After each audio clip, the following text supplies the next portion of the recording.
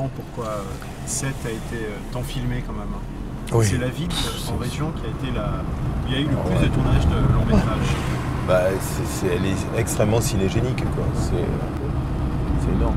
Là, dans César et Rosalie, quand Oui. Sami Frey, quand ils partent, ça, puis il lui dit S-E-T-E, 7. Ah oui. S-E-T. Ils arrivent et puis je pense que c'est là. Moi, je suis pas très très fort dans les reconnaître les décors, mais j'ai l'impression que c'est là. Et il y a ce bar où elle travaille, il y a Romy Schneider.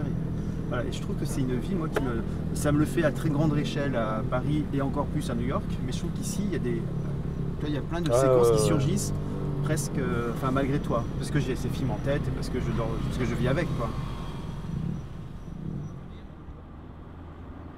C'est l'histoire de Fabienne, une femme flic, qui, à travers l'histoire d'un gamin égaré, redécouvre d'une certaine façon le monde dans lequel elle vit, c'est-à-dire refait un petit peu une sorte de bilan pour elle-même du monde dans lequel elle vit.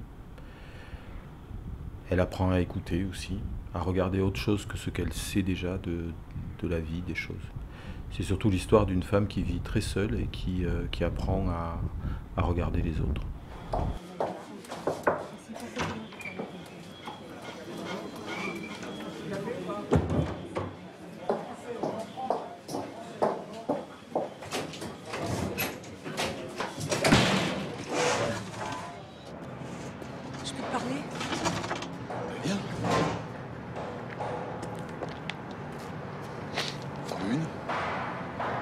Non, merci. Je voulais te voir, voilà, je suis emmerdée par la rue Chaptal. Je suis sûre qu'elle avait un enfant. Et alors? Non, on va pas le laisser comme ça dans la nature. Qu'est-ce qui te fait dire qu'elle a un enfant? Je l'ai vu sur une photo. Une photo, c'est tout. T'as pas d'autres preuves? Rien de vraiment sûr, non.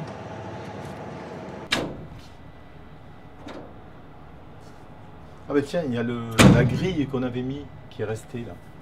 On avait mis une grille derrière la porte, elle est restée là. C'est marrant. Ça, c'est la première séquence qu'on a tournée du film. On a commencé par ça. Donc il y avait ces 3 comédiens. Alors je te raconte pas qu'on avait... Moi je me disais, Catherine Fro, elle n'a pas le trac et tout, tu parles. On avait, tous les 4, on avait un trac de folie. C'était le premier truc. Du coup on a pinaillé, on s'est cherché aussi un petit peu. On s'est posé des questions qu'on s'était déjà posées, en fait, tu vois, et tout. Ça a un peu cafouillé. Et puis après, quand c'est parti, c'est vraiment parti pour tout le film, quoi. Et ça, c'était vraiment le premier jour où on avait fait un plan de travail volontairement léger. Et Catherine s'est avérée être très à l'écoute, très à l'écoute. Tchéky aussi.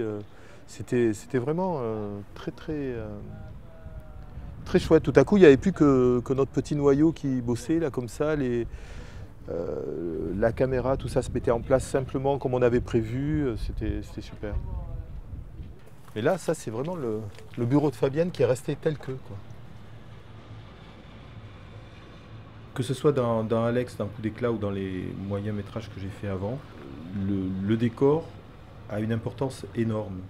Et pourtant, quand je me retrouve sur le plateau avec les comédiens, je ne filme pas le décor vraiment. C'est-à-dire que je ne fais pas des cadres qui filment le décor parce que j'ai trouvé un décor remarquable ou simplement joli ou simplement adapté à mes personnages. Ça ne m'intéresse pas après. Alors voilà, ils sont inscrits dans tel décor. Eh ben on en saisira ce qu'on veut. Mais en tout cas, moi, je ne le filme pas. Je ne fais pas un plan d'ensemble qui permet de voir le joli décor que j'ai trouvé, inscrivant mes personnages dedans. Ça ne m'intéresse pas, quoi. Ce sont mes personnages qui évoluent dans ce décor. Et je préfère que ce soit dans ce sens-là. Et là, tu avais Tchéky Cario qui sortait et qui rejoignait Fabienne qui arrivait ici. Et pendant qu'il parlait, derrière, tu as une voiture de police qui partait, là. Je me souviens. Ça fonctionne bien, hein. Là, je n'ai jamais vu. Je trouve que... C'est un peu juste comme espace, tu vois, mais ça allait. Ouais. Donc lui qui descendait en mettant son revolver, je me souviens, tiens. Et il parlait là, en fait, il y avait la portière ouverte, tout ça. Et puis il y a ce moment un peu sensible entre deux, où on sent, tu sais, qu'il a dû se passer quelque chose entre eux, tout ça. Voilà.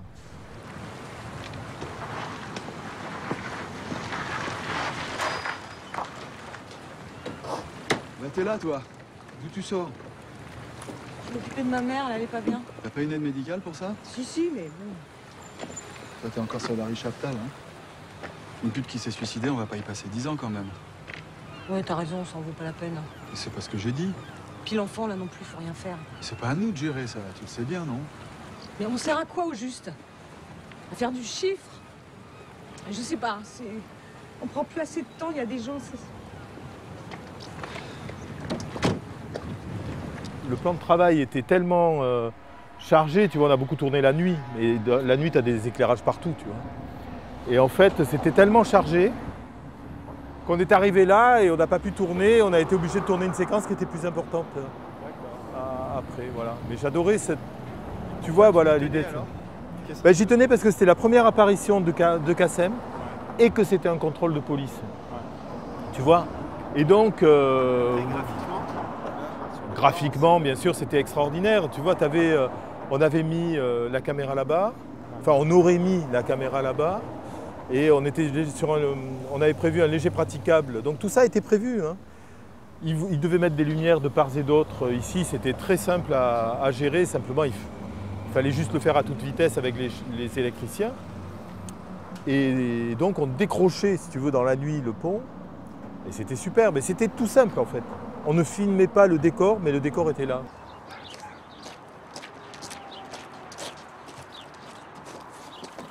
Attends, n'aie pas peur.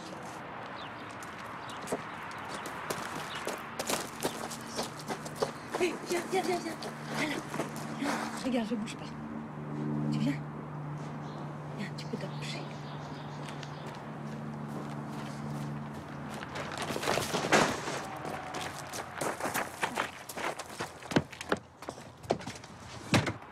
Qu'est-ce que vous foutez là?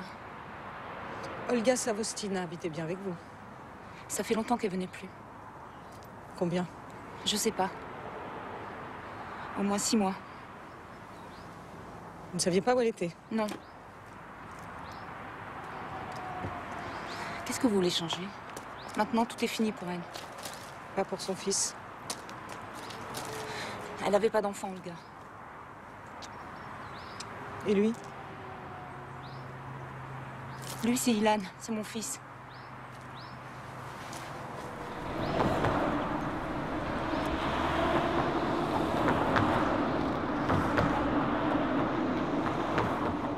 Avec mon premier long métrage, Alex, je cherchais des lieux qui soient des lieux à la périphérie de la ville et qui aient toujours l'aspect de zones artisanales, de choses comme ça, avec des bâtiments en bardage métallique, etc. Et chaque fois que je trouvais ces bâtiments, ça ne me satisfaisait pas vraiment complètement.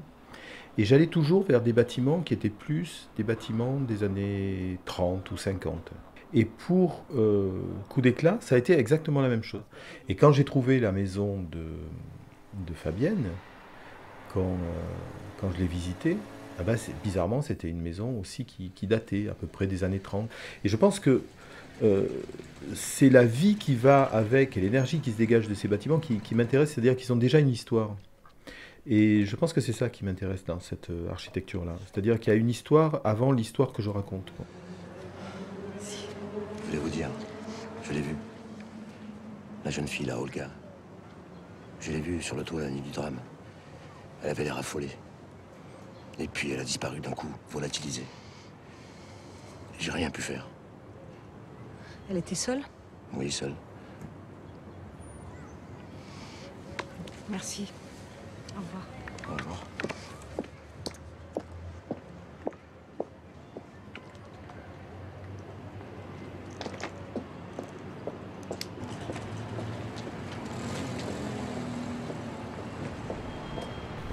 Et ici, c'est ici qu'il se quitte à scooter, c'est ça, qui se regarde? Oui, c'est ça. C'est là qu'ils se quittent. Et il y a cette espèce d'échange de non-regard. Il est garé là?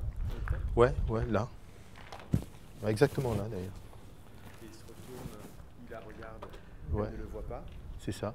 elle le regarde, et lui, à ce moment-là, ne le voit pas. Ouais, voilà, c'est ça. C'est l'impossibilité que leur relation aille plus loin que ce qu'elle est là déjà. Ce sont des personnages soit en reconstruction, mais en tout cas en travaux, en recherche d'eux-mêmes. Et moi, c'est ça qui m'intéresse, en fait. des personnages qui sont déjà, ça ne m'intéresse pas. Et les métaphores de travaux, de construction, de démolition, de tout ça autour d'eux, ce ne sont que des métaphores qui les concernent vraiment directement, quoi. Kassem, l'immigré qui vit dans un foyer et dont on détruit l'usine. Mais il y a aussi Fabienne qui, au début du film, a le vertige dans sa propre maison. À la fin du film, elle a évolué dans ce sens, c'est-à-dire qu'elle est bien dans cette maison-là. Cette maison-là, elle n'est pas détruite, elle existe, c'est un roc, c'est quelque chose d'important pour elle. Et elle regarde le monde, et le monde ne lui donne plus le vertige.